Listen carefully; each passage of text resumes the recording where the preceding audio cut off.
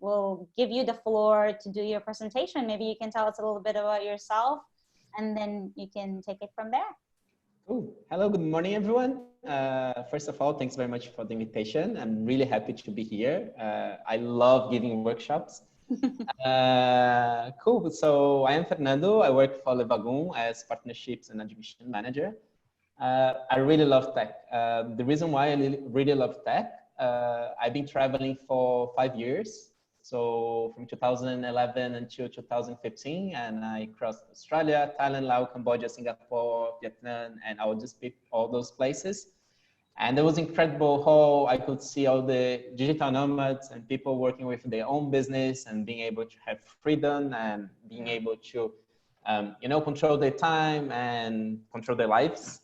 So when I went back home, I was like, I don't want to work for a full-time company. I want to work remote or something like that. So I tried to entrepreneur quite a few times and I failed a lot. And with failing, I also learned a lot. So the reason why I love giving workshops is I really, really love to help people to fail the less as possible. Back home, I started running a lot of events for entrepreneurs. And one of the events that I ran was at Wagon, São Paulo. And the event was awesome. And they were looking for someone to work at Wagon. And that's how I got hired. I first got hired at Wagon, São Paulo. I spent there 1 year working in São Paulo, which was great.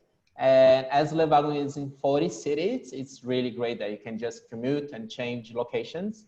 So after a while, I moved to Lyon in France, and there was a Wagon there as well. I worked for quite a bit in Lyon, and then I moved to Lisbon. So that's my story, that's me. I'm just gonna speak a little bit about what's Wagon. And look, I'm gonna share the presentation with you guys after the presentation, and I'm always free to answer questions. So if you do have any questions after the presentation, please just email me. It's fernando.jardim@levagon.org. Let's go. So just a little bit about Wagon. We are a coding bootcamp. We offer a few courses like to become a full stack developer, a data scientist, and so on. We are the top ranked school worldwide. We are in 39 locations all over the world. We have graduated, this number is a little bit outdated, but we have graduated almost 8,000 students that has built over than 1,500 web apps, and around 300 startups were built after Wagon, who have raised over than 70 million euros. It's a lot of money. Despite having all these startups that were built at Wagon, a lot of big tech companies also hire from us. So Amazon, Google, Apple, all the big ones hire our alumni. So starting the workshop, this is a chart that shows unicorns, which are companies that are evaluated 1 billion dollars, sorry. This is a chart of unicorns through time. So on the further left, there were no unicorns. There were just like by 2009, there were only one unicorn. And when you move through the line to the further right, it's really hard to see even the name of the companies. And this happened as technology evolves really, really fast. So I remember like 2010, when I went to connect to the internet, we had to dial, and like your computer used to make all this weird noise, like, and download speed was really, really slow. But as technology evolves, nowadays we have even 5G. We can connect at any time. You have really fast connection. We have video conferencing, you have holograms, you have VR, you have assistants. So as all this technology comes in place, new business models are built on them. So like I got here 2 examples. So there is Drive Now, which is a startup that's based in Lisbon. And you can do pretty much car sharing. So let's say you want to go shopping and you don't want to carry all your stuff. So you can just open the app, find the closest car around you, and actually rent the car for like 10 minutes, 20 minutes, 1 hour. So we don't need to carry all your stuff back home. And as well, like I got another example as Revolut. So Revolut is online banking.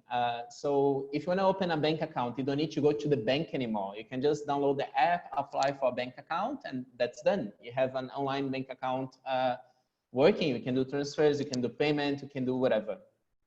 So as you have technology moving so fast and you have new business models being created over these technologies, a lot of traditional business have been disrupted.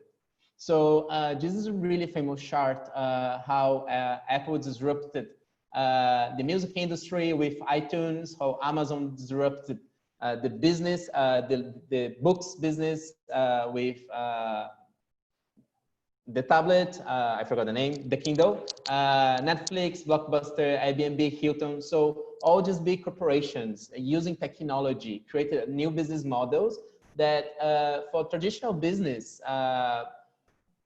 they could have a really profitable business nowadays, but they forgot to look 3 years ahead and they didn't have all the staff they were qualified enough. So if you have a business that's very profitable nowadays, it doesn't mean that it won't be profitable in 3 years.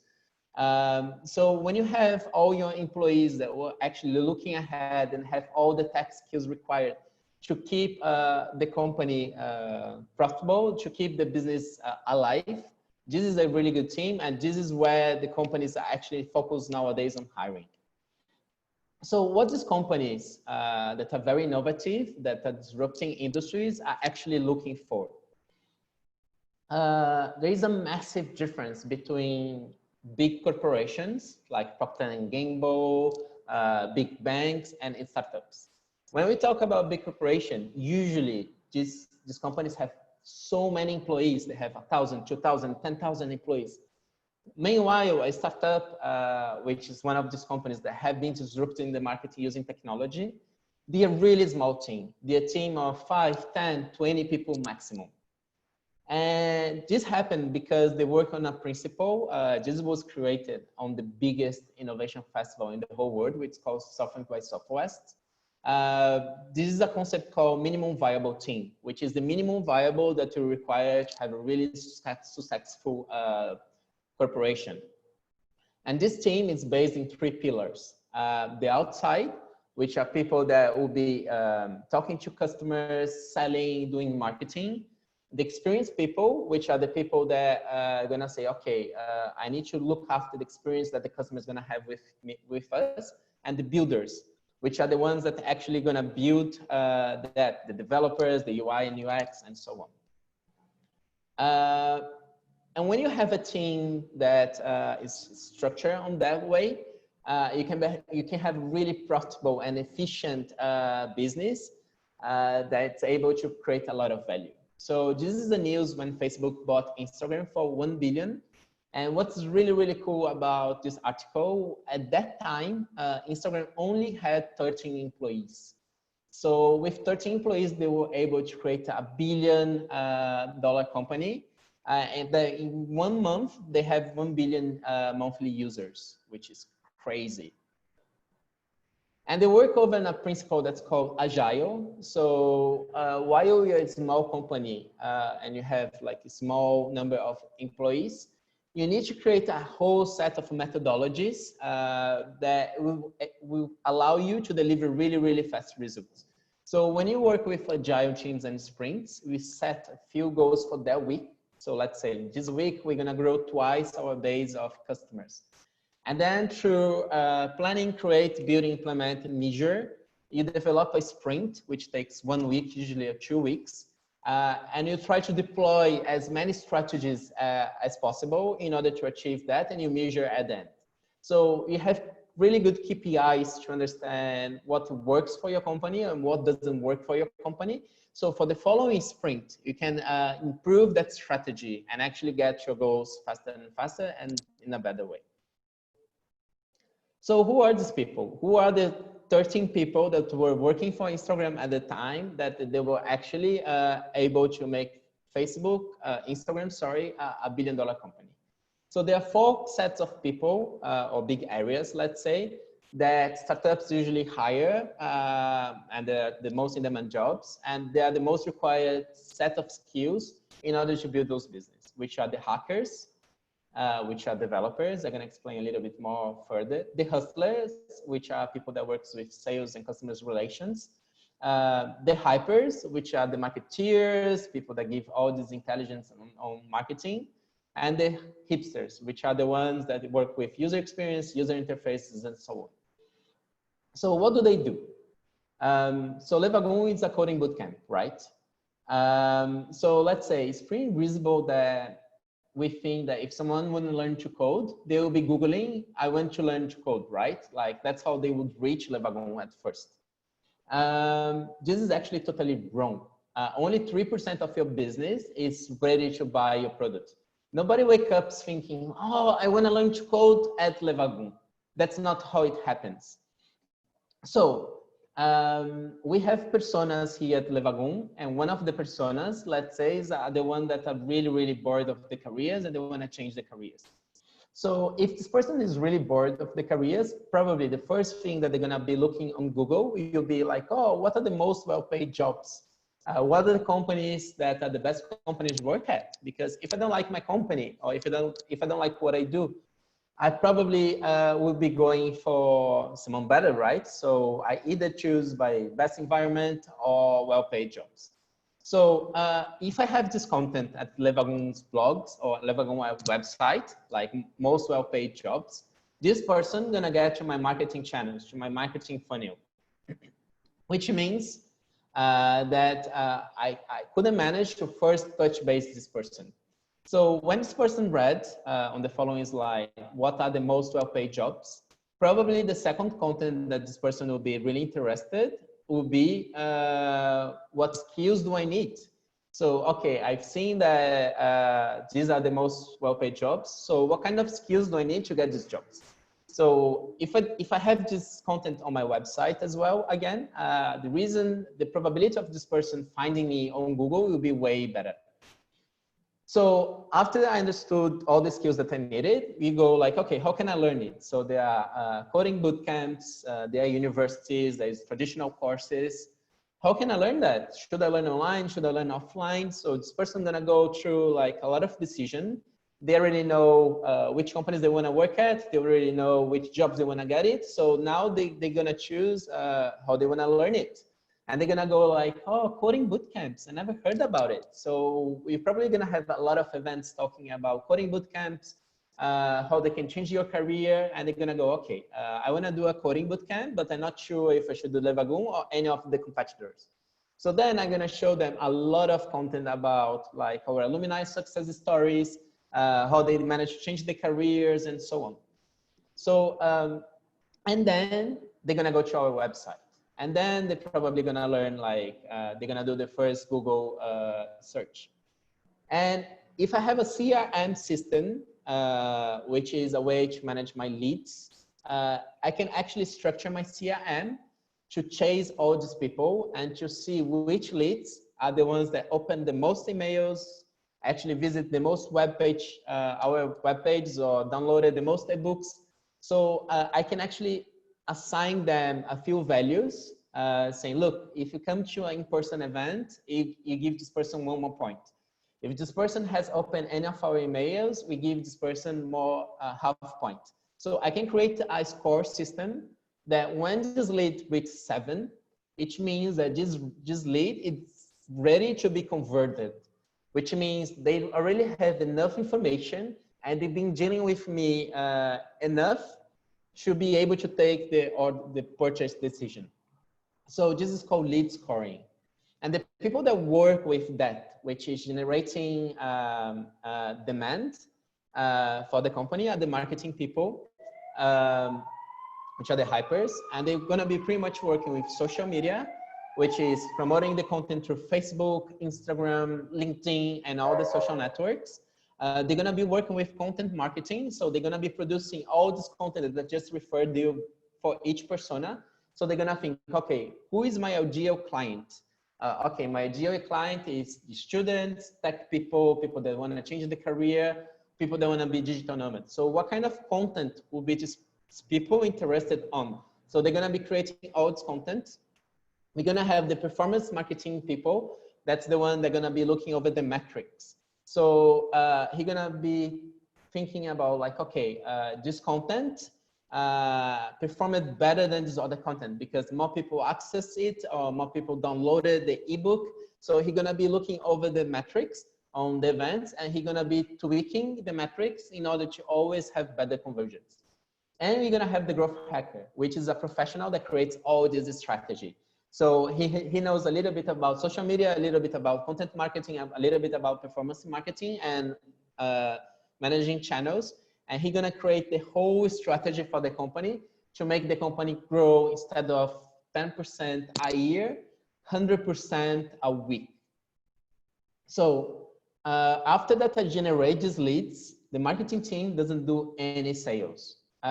So now is the hustler team that actually gonna receive all these leads that are ready to be converted, and they're gonna approach the leads and start converting these leads into clients.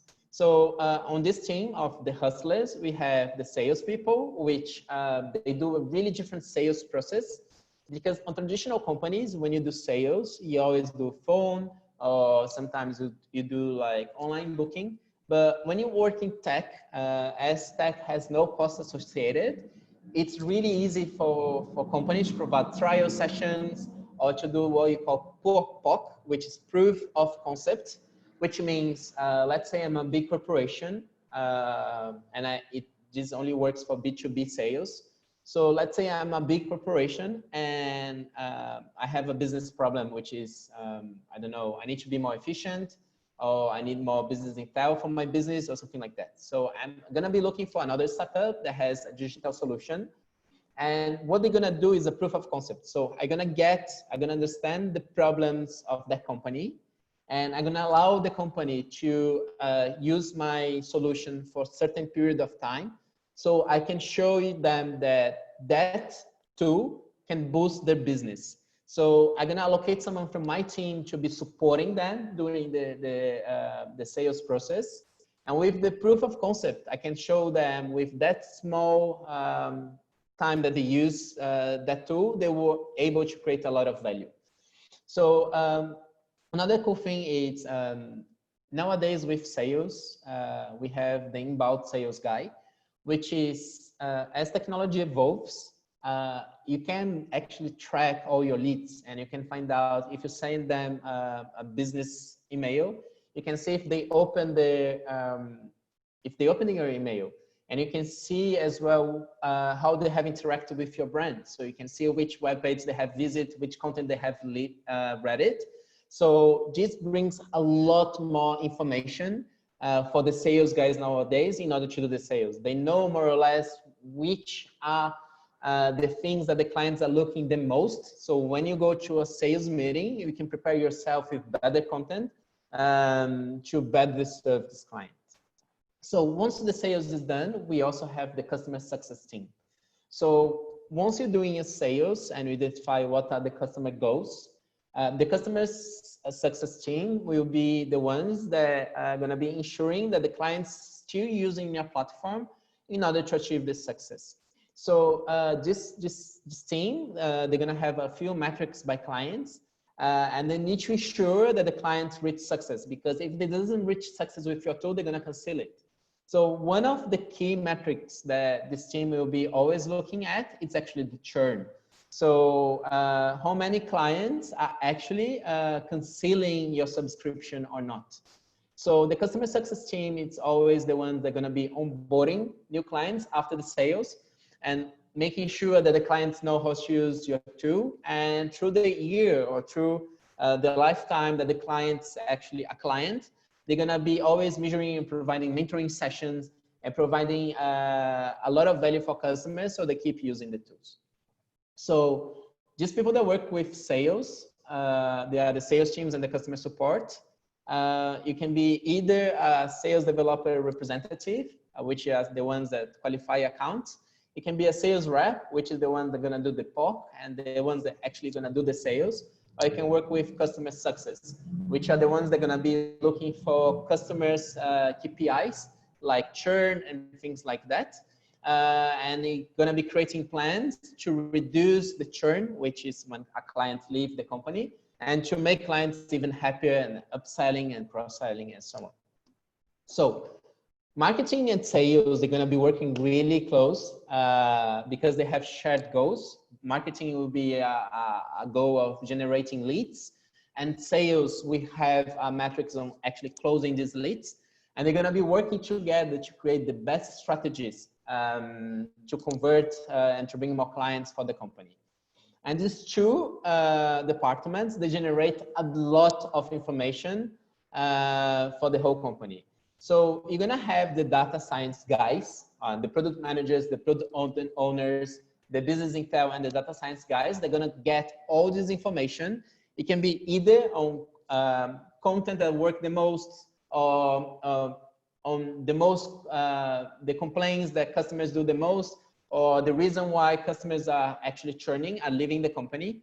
So these two departments will generate a lot of intel, and all these data science guys and business intel people and product managers and product owners gonna get all this intelligence and feedback to this team saying, look, it's better if you use this argument for this segment of customers, so you're gonna sell more according to our data.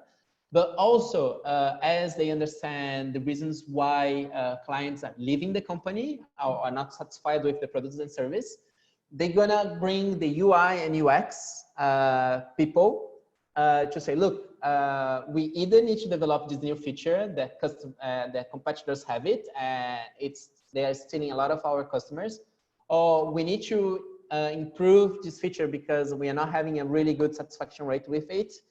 And these guys, the user experience and user interface guys, will be the ones that before developing a whole new product or implementing a whole new of improvements, they're gonna first understand the users.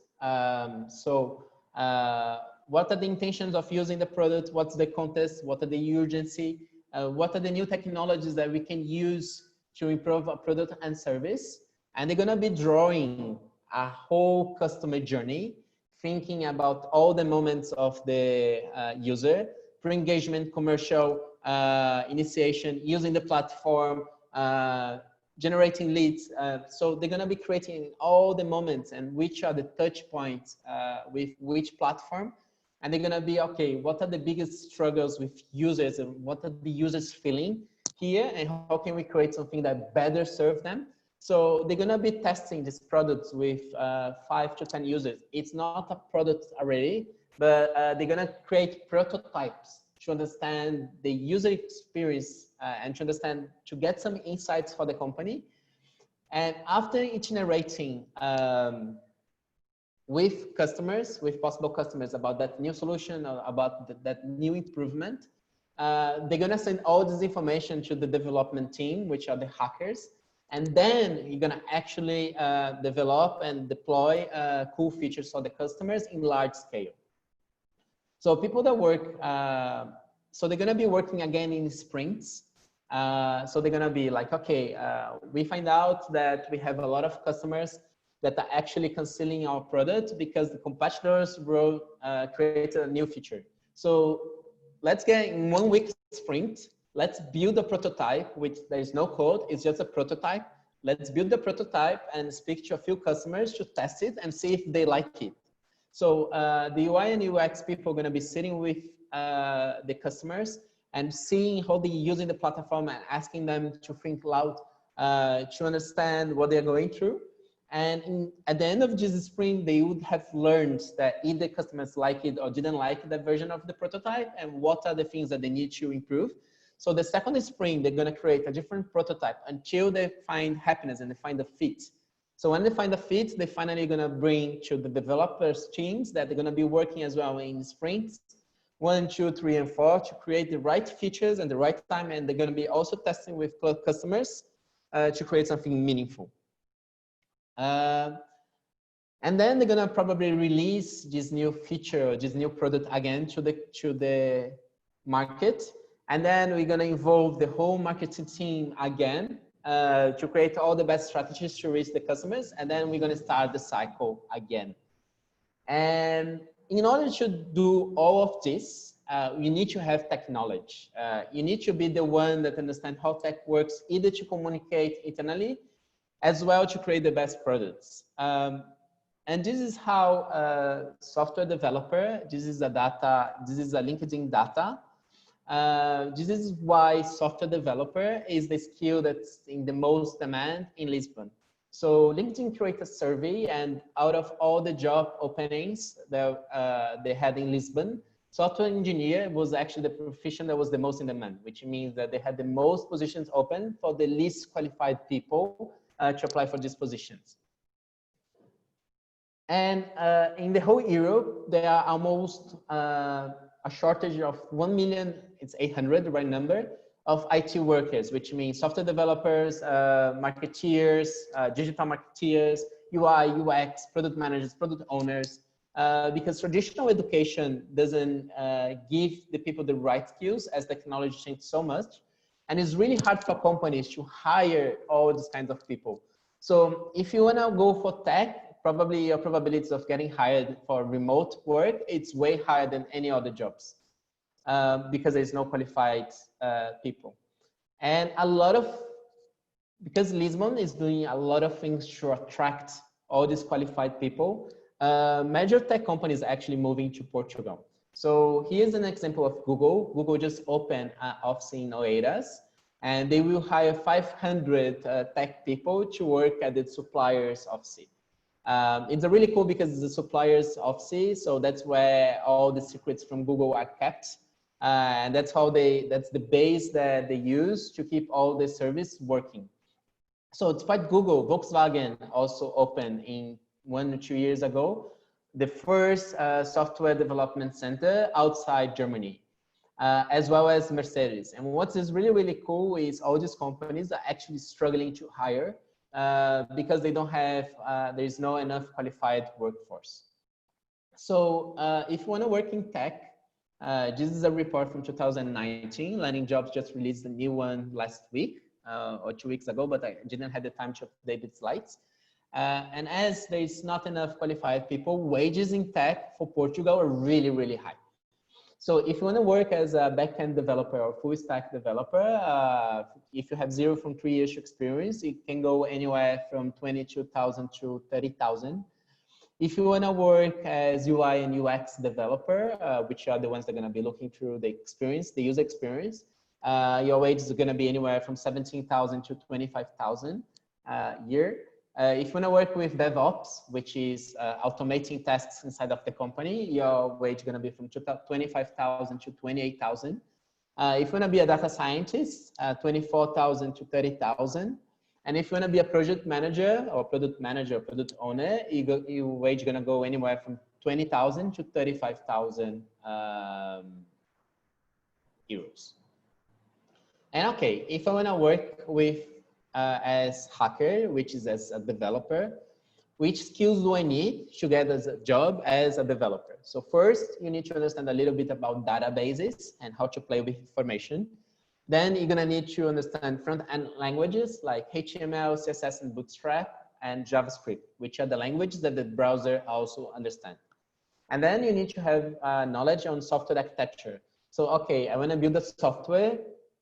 How do I play with the files? Which is the best architecture that I can organize my software in order to do the thing that I want to do it?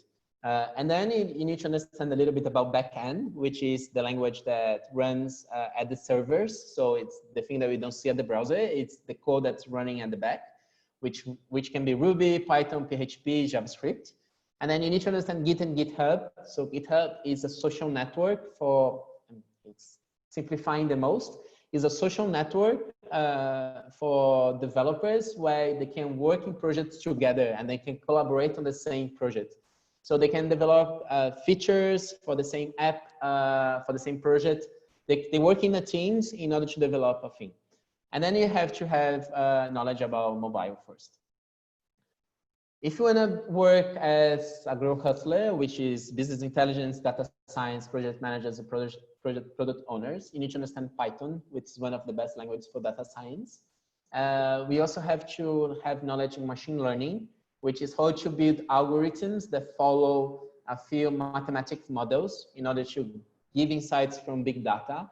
You also need to understand SQL, which is the language to operate databases. You need to understand key performance indicators.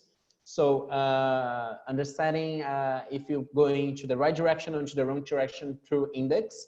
For some of the algorithms, you need to understand R, which is developing language to predict, that gives you the ability to predict models. You need to understand a little bit about analytics and dashboards, how to put information in dashboard that's easy to understand.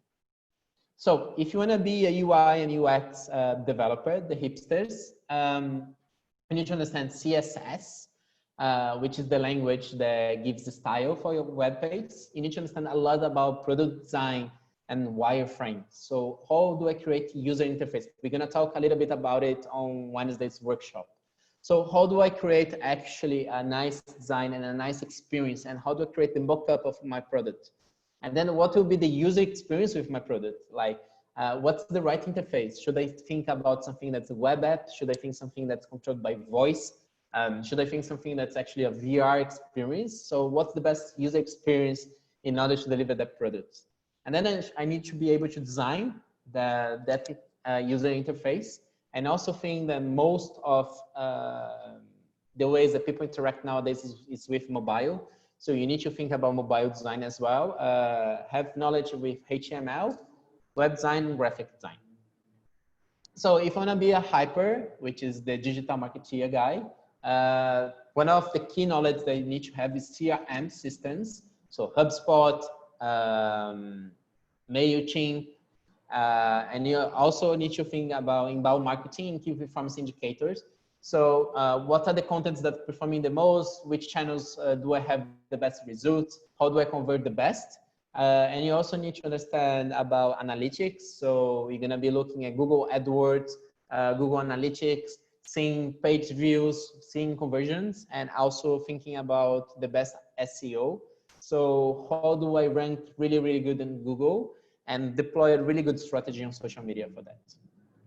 And you should be asking yourself, okay, how can I learn all of this? This thing that you're seeing on the screen, traditional education was created over the 18th century. So the way that we learn nowadays at universities, in the master degrees and over traditional education is really, really outdated. As technology moves so fast, traditional education doesn't have the time to adapt the courses to reflect all the technology improvements. So let's say that Google just released a really cool feature, a really cool product, or a new technology, a new programming language. Until traditional education managed to adapt the course approved by the government and release the new course, this takes 2 to 3 years, where probably some new technology already came in place and disrupted the old technology. So this is the reason why most of the developers, most of the really good developers, they are actually self-taught. And a lot of tech companies like Google, Apple, and LinkedIn, Microsoft, and many others, they no longer require employees to have a college degree anymore. Because what are they looking at? It's actually, okay, what this professional is able to do? What kind of projects he's able to deploy?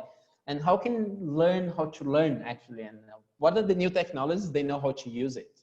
And this is true for all the tech professionals, UI, UX, digital marketeer, software developer. So if you want to work in tech, you probably should be not looking for a traditional course that will take you 3 years to learn, but probably to a course that's based on projects. So you can show company what a good project manager you are. And this happens because you have the VUCA environment. So this is a really cool concept that's saying nowadays, business face 4 big pillars: complexity, volatility, ambiguity, and uncertainty. So to give you an example for you to understand that, let's get Uber. So when Uber approached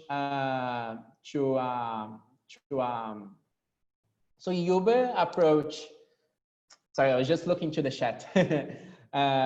So when Uber wanna grow in a new city, let's say the Uber, it's not in Lisbon and they wanna come to Lisbon.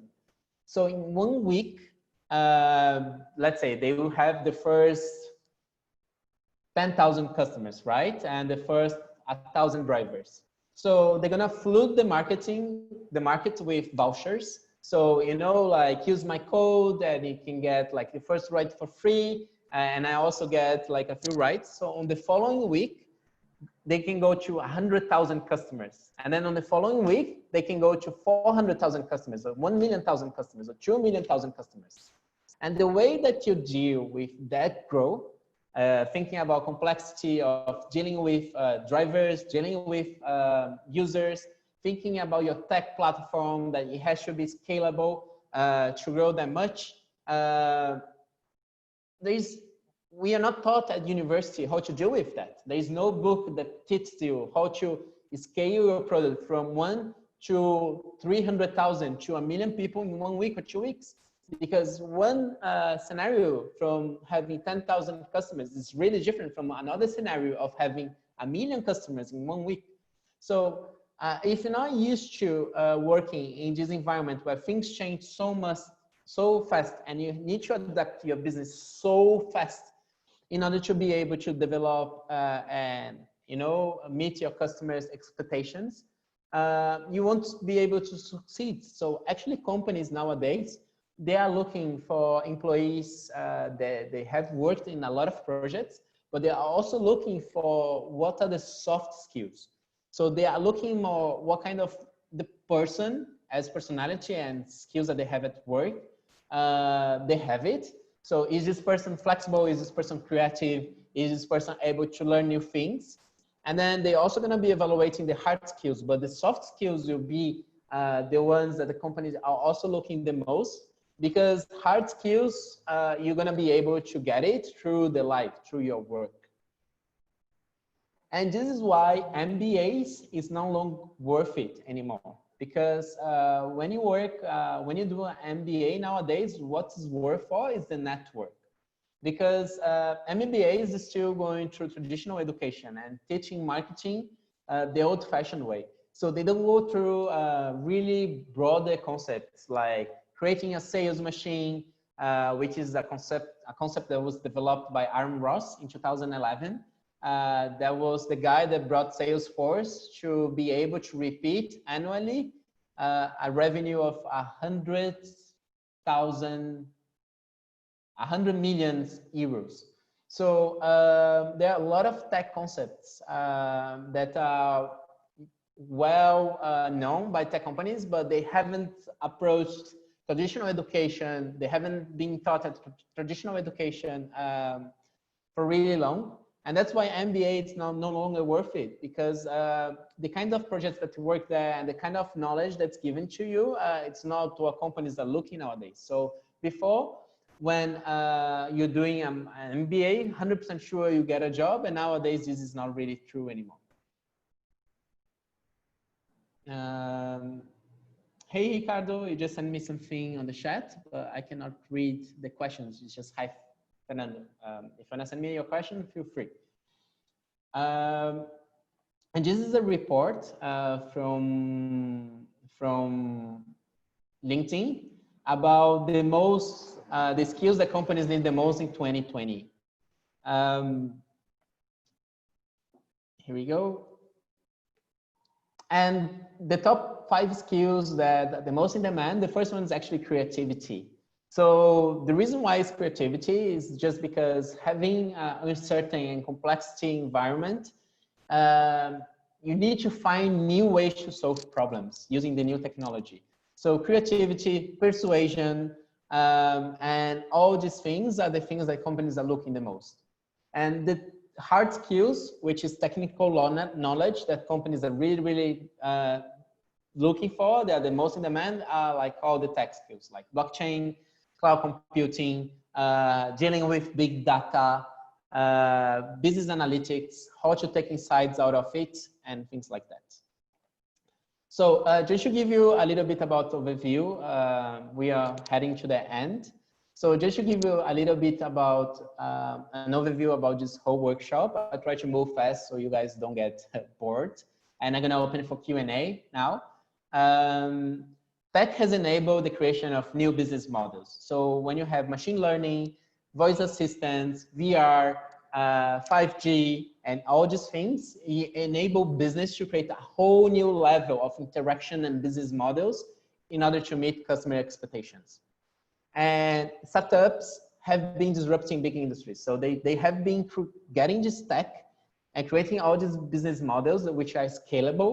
And they've been creating really, really good business in a really fast velocity where big industries are not able to adapt in time if they're not keep updating the technologies. As technology allows companies to be scalable, it also allows startups to run under the minimum viable team model. So they don't need to have 1,000, 2,000, 3,000, and thousands of suppliers in order to be efficient and in order to be scalable. So they use technology to scale and to automate all the process so they can be more efficient than a big tech corporation. And then the guys that work in startups, they are divided in 4 big areas: the hacker, the hipsters, the hypers, and the hustlers, which I just explained to you guys everything about it. And for these 4 areas, there is a massive shortage of this expertise. So it's really hard to find someone that knows really good CRM strategies, is a growth hacker, or develops soft backend and front end. It's really hard to find these professionals, which leads to really good wages and to perks like being able to work remotely and things like that. And finally, today there is a really, really big conflict between diploma and project-based learning. So something like as remote work program where we have mentors, we have sessions, we have challenges. This is way better to develop yourself in order to meet new expectations, new market expectations, and actually going to traditional education. You spend 2 years in a master's degree or 4 years having traditional education, because someone that's working in project-based learning in these 4 years probably have been working so many projects. So when you go to a job interview, they can show everything that they were able to do, and it's up to date to the market. They probably will be years ahead than you that just spend all this time working instead of working or studying, instead of actually working projects and learning yourself. If you guys have any questions, please, we're gonna open for Q&A, and I'm also gonna be sharing this presentation. If you wanna ask me anything about the careers, we're gonna give a little bit more information on Wednesday. Please feel free to reach me at fernando.jardim@levagon.org. And let's go for questions. Very good. Thank you so much. That was so educational. I hope